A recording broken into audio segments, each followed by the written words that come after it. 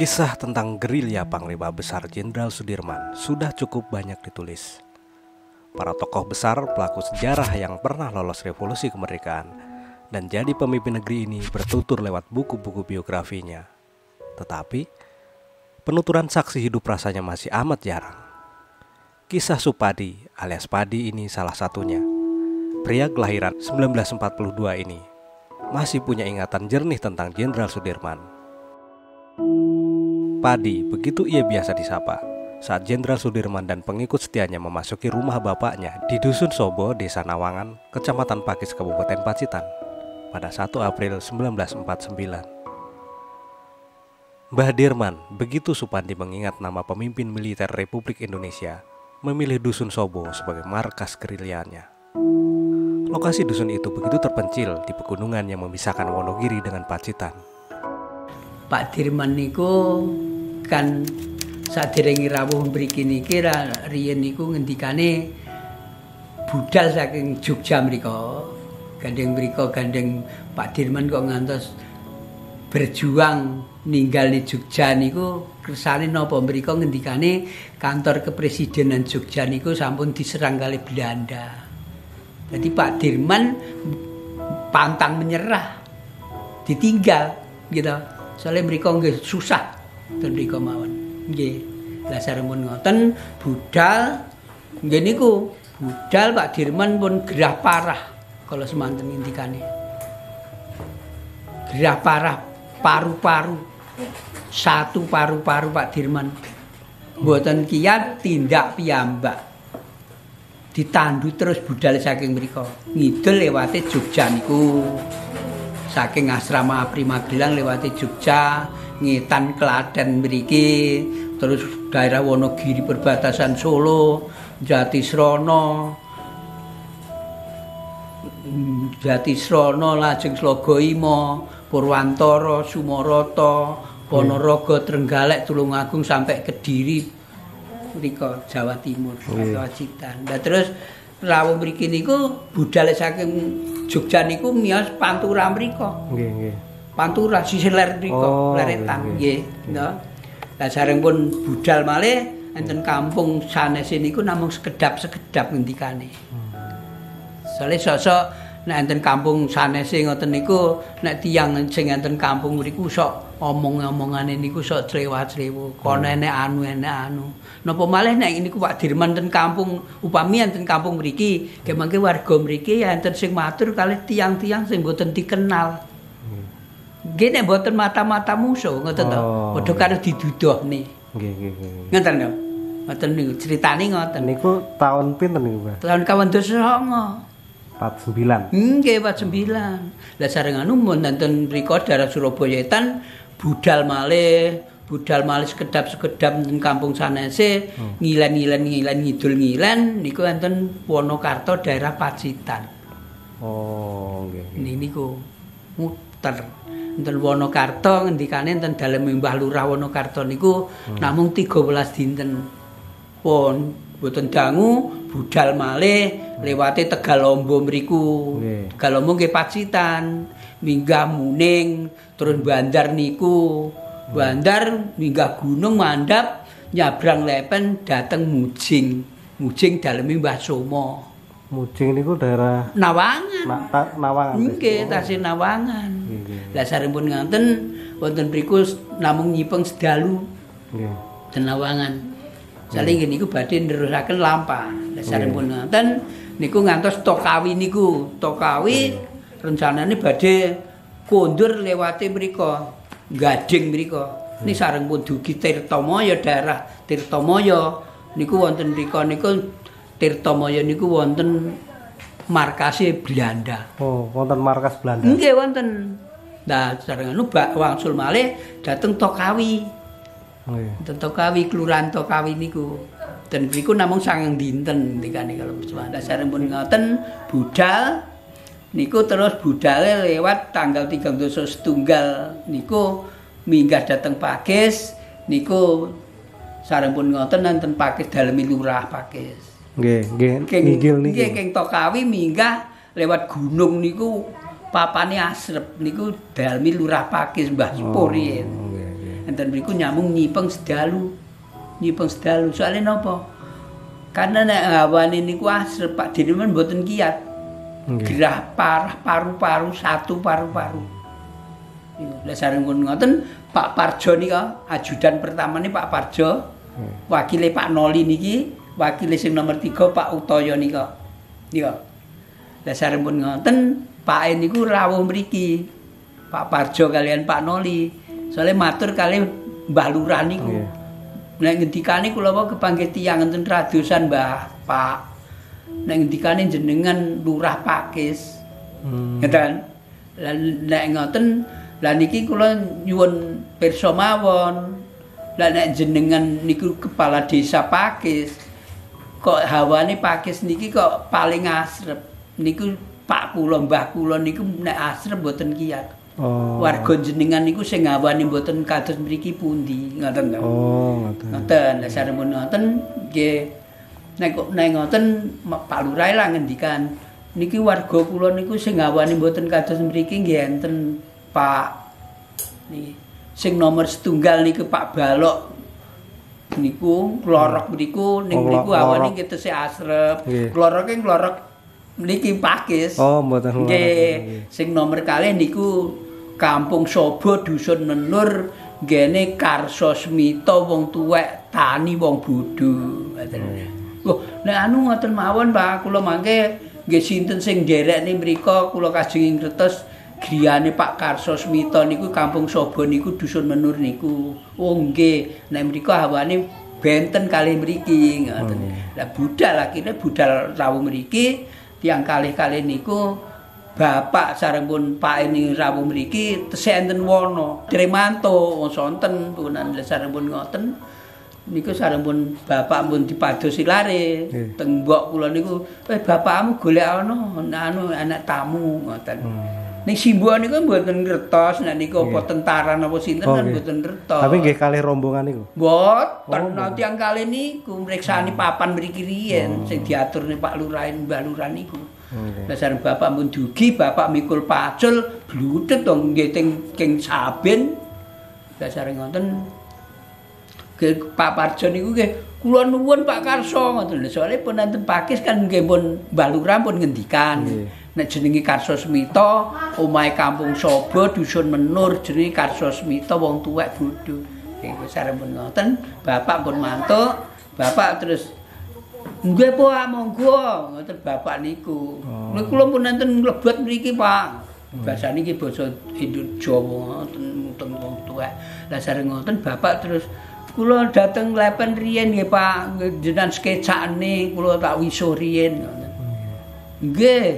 Lah sareng bapak pun mantuk ing lepen-lepene nika saetan jembatan nika riyen enten kajeng ringin ageng ngoten. Nggih. Niku. Lah sareng pun bapak pun dugi nggih Pak niku nggih ngendikan, Pak nuwun sewu dalem sowan niki wau kula wau angsal berita saking Pak Lurah Pakis namine Mbah Darmo Widodo nek ngendikane Lurah Pakis kula tanglet nek sing keluarga jenengan niku nek critane sing ngawani asrep niku namung Pakis niku nek keluargane Mbah Lurah niku sing paling anget mriki. Nggih. Kampung Sobo, kene Pak Karso. Ning sing diaturne tigang panggenan. Nek sing Sobo niki Kampung Sobo niki namine Karso Smita, Pak Karso Smita. Sing nomor 3 Pak Karso Saman sing griyane tempel mriku ning perbatasan kali Jawa Tengah ngoten. Lah sing diremeni mriki. Lah sing tebih niku nek mriku nek Pak Dirman niku wong Jawa Tengah. Lah niku nek gunung niku pun Wonogiri Pak. Nggih. Niku pun daerah Wonogiri Jawa Tengah niku. Lah sareng pun ngoten nggih niku wau. Pak sareng pun Pak benjing badhe wonten tamu. Wonten tamu ning sakniki tasih wonten daleme Mbah Lurah Pakis. Nggih. Ning Pak kula niku Pak niku namine Pak Dirman Jenderal Indonesia. Ning gerah parah. Nggih. Paru-paru nek wasre mboten kiyat. Nek mriki hawane kaya ngeten niki kinten mawon Pak niku mangke cocok wonten mriki. Benjing badhe rawuh mriki. Kula aturi tindak mriki ngoten. Ngoten niku. Lah saestu sareng pun enjing. Niku budal saking Pakis niku antawis nggih jam 8-an 9 punten menit ngoten. Budal saking kelurahan. Nggih. Pamit kalih Pak Lurah niku. Lah sareng pun budal wong mriki kalih Pakis kelurahan niku 7 kilo lho jalan kaki. Nggih. Zaman semonten lewat jalan setapak menangel alas. Lah sareng pun rawuh Pakis niku Gandrung niku namine kampung Gandrung niku. Sing inggil niku. Iya niku Gandrung namine. Rawuh mriku antawis bar setengah nduhuran ngoten niku. Lah Pak Dirman ngendikan, anu aku ya wis padha kesel ayu leren kene sik. Ayu leren kene sik. Kangaten Pak Dirman. Nggih. Nggih didukne asale nandu niku. Kalih Pak sing nandu niku nderek ngendikane mbae niku. Kalih ngukuhne tali tandu niku. Soalnya kan miyose niku Pak, ratusan jalan setapake ler monumen, ler patung niku lah enten ratusan. Kayak teng lapangan helipad niku. Jadi kon nurut niku sing kilene niku makam umum. Madhape mriku niku. Lah nek niku mangke tandune niku mboten dikukoni taline. Nggih nek mbah nek mboten dawa. Nggih. Oh ditandu terus. Nggih. Ngoten niku, dasaripun ngoten iki kanjeng niku rawuhe mriki niki sampun jam sekawan sonten. Jam sekawan sonten. Saking Pakis niku wau nggih. Nggih saking niku wau nggih. Pun kandel keng inggil niku wau, dasaripun ngoten. Rawuh mriki bapak nggih enten griya wong wingi pun ngendikani teng pake niku. Nggih. Dasaripun ngoten nggih niku. Bae niku kok cucu wong enten wong tuwek kula nyetani ngoten. Nggih. Lah bapak ke demben no ditane nek mbah kula jerek lunga ki kathik geseke anak simbah ki kathik dipikul kok ngendi-endi ki lha kula dianu teng bapak kali simbah udu mbahmu iki tamu iki kae ngeten iki tamu sing jere Mbah Jinjang niku umur pinten panjenengan? Kula umur 7 tahun. Umur 7 tahun. Nggih, dasaripun ngoten mbah diaturi mlebet mriki, mbah niku nggih dibokong wong bopong ngoten niku. Kula umur 7 tahun. Umur 7 tahun. Nggih, dasaripun ngoten mbah diaturi mlebet mriki, mbah niku nggih dibokong wong bopong ngoten niku. Nggih. Salipun mboten kiyat tindak piyambak ngoten lho. Niku sarempun ngoten diaturi lenggah mriki nggih manggi bapak niku. Bapak sarempun ngoten nggih niku wae. Sonten badhe wancinipun ngasuh mbae. Ning niki dereng enten kamar Pak niki sing dilenggahi mbae disarani mbae terus ngeblak kaya niki mboten enten bentuk kamar. Tesian dasaripun jam wancine jam 6 ngisa ngoten niku lak mbae pun badhe sare-sare, pun candle ngoten to. Diaturi nyare niki kamar niki sing kamar enten pintune niki lak sing disarani Pak Parjo niku. Niku ajudan pertamane niku. Lah sing dipilih mbae niku. Sing ngeblak-blak ngoten niku. Soale napa? Sareng mbae pun badhe ngaso, badhe sare-sare. Bapak didhawuhi madosne aling-aling gedheke pring sing pun gapuk. Namun kan nyendekne saka niku ditaleni. Dadi mboten bentuk kamar. Sing soalé napa kok ngoten? Niki nek wonten tamu, niki siang dalu pintu niku ditutup, Pak. Kene mengke pengawas Jawi nika enten nika.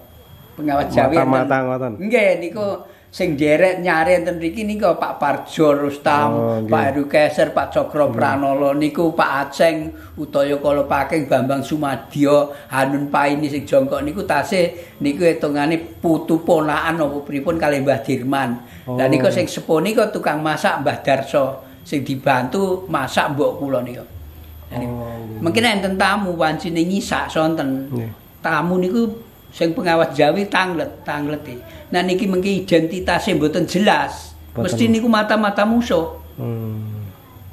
Nek enten sing ngoten niku nggih, pengawas Lebet mriki diaturi. Mriko pengawas Jawi lapor kali pengawas Lebet. Pak Dirman dipendet. Lah mboten glodakan. Dan niki kamare niki enten pintune. Lah gerak-gerik kayak Dirman diumpetne nyandar cara desane ngoten. Nggih. Ning enten mriki niku mungkin Pak Dirman niku pun ketendang ngoten niku. upama enten jaman riyen niku dipendet digendong diumpetne teng alas mriku. Oh. Lah bapak niki nek ndamel gubuk ngenten niki lak mriki disukani bublusan pintu. Nggih. Nek enten napa-napa ngajeng mengke mlajeng mriku. Oh nggih. Ning wedine kalau semanten Pak Dirman enten mriki niku mriki paling aman. Aman. Paling remen. Boten mata-mata saking Belanda niku. Enten mriki aman. Soale napa kok paling aman? Kados bapak sing dinggeni mbae niku Pak tentara-tentara niku. Enten mriki bapak nek kisah teng pundi-pundi mboten matur kali tiang-tiang. Oh. Nggih napa malih niku lho sing kula aturne. Nek nggih nek tiang niku pun dikenal. Lah nek senes engko sanu ke mata-mata niku wong Londo. Nggih. Nggih to, Pak? Nggih. Enten mriki dirahasiakne. Mbak Dirman niku bapak nderek ngamane, ngrahasiakne ngoten niku. Nggih. Paling aman enten mriki. Pak Dirman niku rawuh mriki tanggal 1 April 49, kondure tanggal 7 Juli 49, 3 wulan langkung setunggal minggu. Oh, cuman 3 wulan nggih. 3 wulan setunggal minggune dangu lho Pak Nadien. Lah nek sakniki upama kula niku paribasane wong desa wong Jawa panganane diwul lawuh sambel kali kleman dereng mari pedes meneh taun sakniki nembet pun taun baru. Nggih. Nggih ta Pak. Nek riyen paling anu Pak. Lah niku sareng pun asal 13 dinten dibagi kelompok. Tentarane atusan. Dan ini ku aku kula matur. Nek sareng pun nanten mriki nembe tanggal 13 April niku dibagi kelompok. Kelompok pertama nggih niki sing enten mriki ngamani bae mriki. Nggih. Sing kelompok kalih niku niki wingking niku enten masjid niku riyen griyane Pak D kula Mbok D kula sareng Pak Mbah Rawuh mriki. Nggih. Nah niku sareng pun ngoten kelompok 3 niku wonten nginggil mriku nggene Pak D kula nginggil, kira nginggil niku ketua kelompoke Pak Dahlan. Oh, jaga-jaga ngoten. Nggih, lha niku sing kelompok sekawan enten ngandhap niku nggene Mbah kula, niku ketua kelompoke Pak Sutopo. Lah sing kelompok gangsal niku wonten ngandhap nika nggene Pak Lik kula, niku ketua kelompoke Pak Yunus.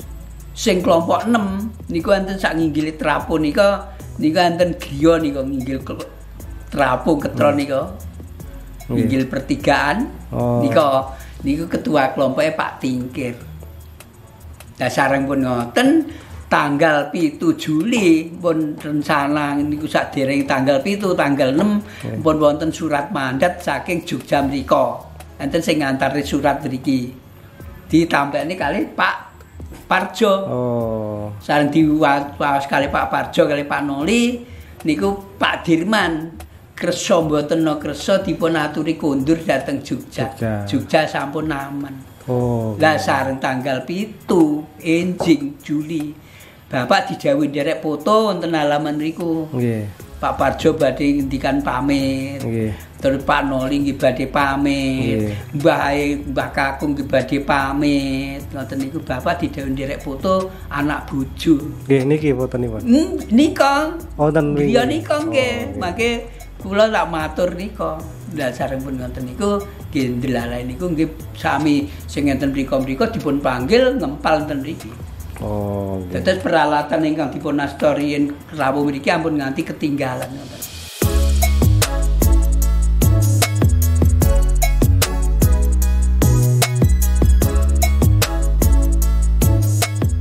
Zaman riyen nggih namu gubuk ngoten niki.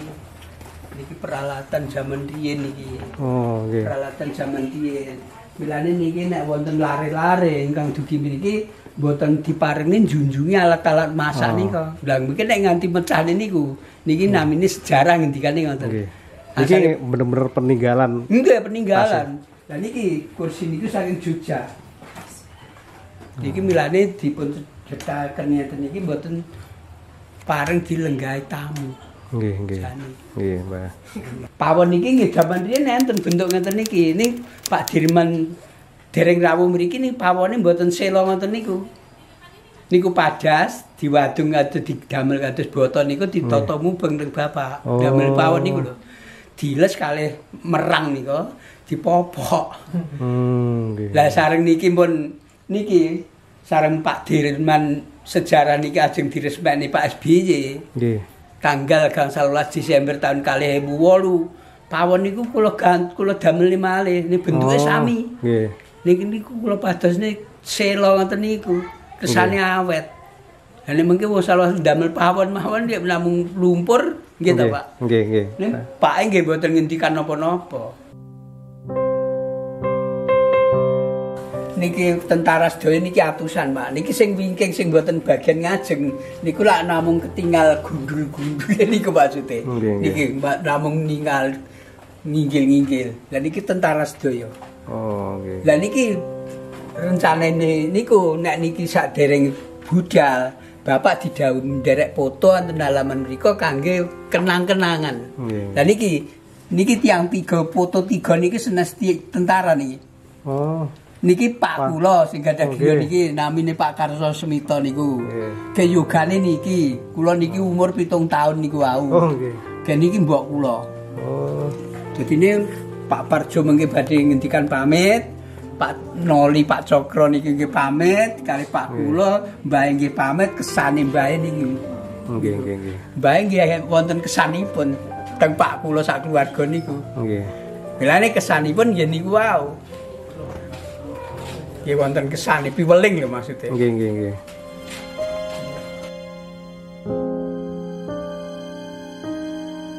Nek sakniki nggih wonten. Niki soalé sing renovasi niki nek griya kula niki mangke wonten risae kula namung diwajibne lapor, diparingi lapor. Ning delalae niki wonten Pak Kodim ingkang nembe rawuh 3 dinten pikantuk berita wonten Pacitan terus rawuh mriki ngoten lho, Pak. Oh, nggih. Lah niki engke mbiayani niku Pak Kodim. Pak Kodim Anyar niki. Nggih.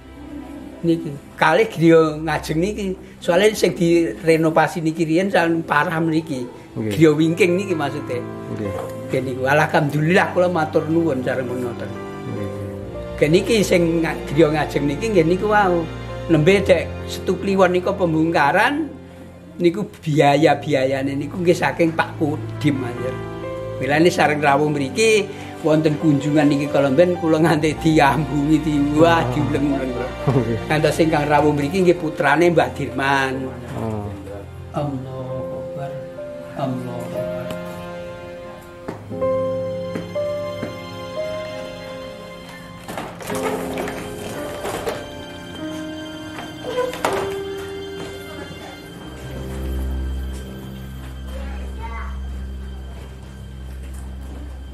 Niku amben niku kantun duplikat Pak niku. Oh niki duplikat. Nggih, asline sampun dipun lantar dhateng Museum Jogja. Niku didamel duplikat nggih sami kalih riyen bentuke. Niku kursine asline setunggal niku disuwun Bapak nggih kula lebet mriku, sing setunggal diantarne dhateng museum dikempalen niku. Lah niku cangkir agemane ada unjukane mbae iki gadane mboke mriki, mbok kula. Kenate niku lampune lampu tintir niku. Niku suami istri Pak Dirman niku.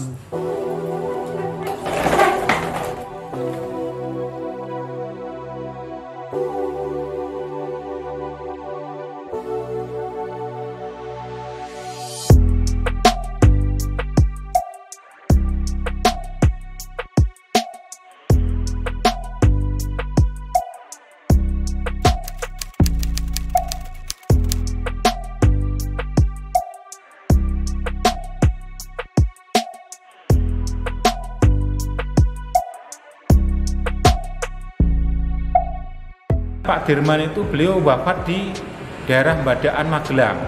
Jadi di sana juga ada pesanggerahan yang tempat terakhir beliau dirawat dan sampai beliau wafat pada tanggal 29 Januari 1950.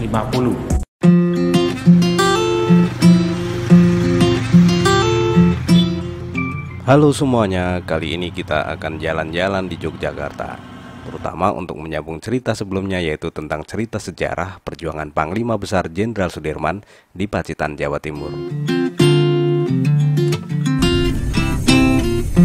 Perjalanan dari Pacitan menuju Yogyakarta kurang lebih 3 jam melalui jalan darat.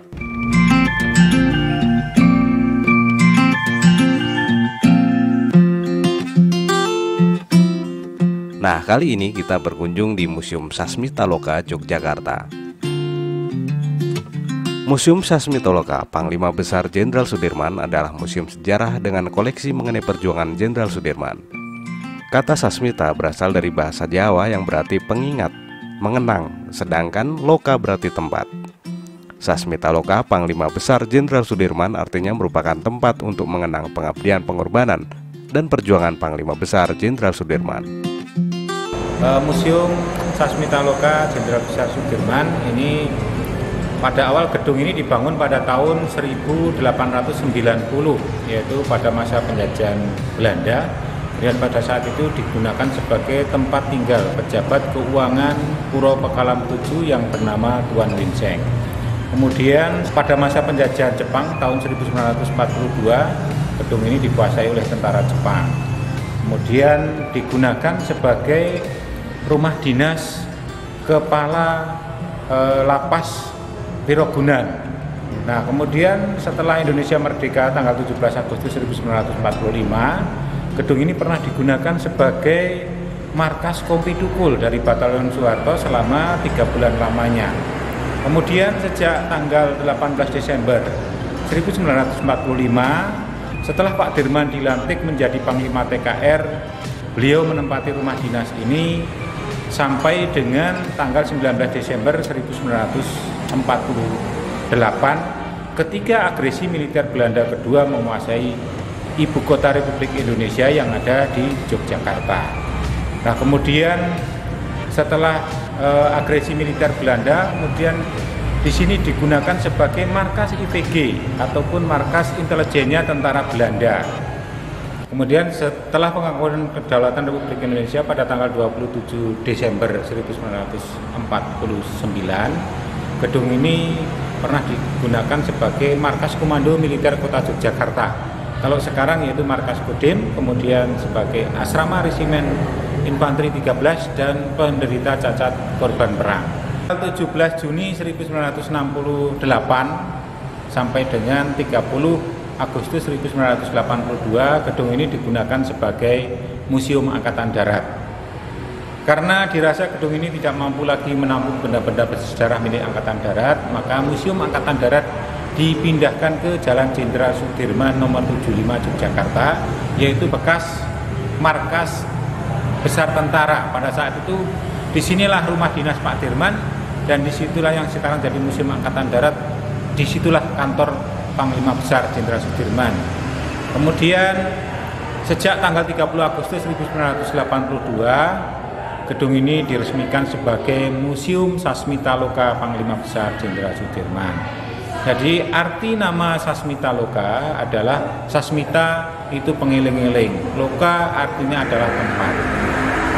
Jadi Sasmitaloka adalah tempat untuk mengiling-iling, mengingat-ingat, mengenang perjuangan, pengabdian dan pengorbanan serta Panglima Besar Jenderal Sudirman dalam merebut dan mengisi kemerdekaan Republik Indonesia yang kita cintai bersama. Kemudian sejak tahun 2012, karena Pak Dirman tahun 1997 naik pangkat menjadi almarhum Jenderal Besar Sudirman, yaitu berpangkat bintang 5, ada 3 tahun 97 yang diberikan kenaikan pangkat bintang 5, yaitu 1 Jenderal Besar Dr. Abdul Haris Nasution, kemudian Jenderal Besar Sudirman, dan Jenderal Besar HM Soeharto ataupun mantan Presiden Republik Indonesia yang kedua. Kemudian tahun 2012 museum ini berganti nama menjadi Museum Jenderal Besar Sudirman sampai dengan sekarang. Itulah riwayat singkat gedung yang digunakan sebagai Museum Jenderal Besar Sudirman.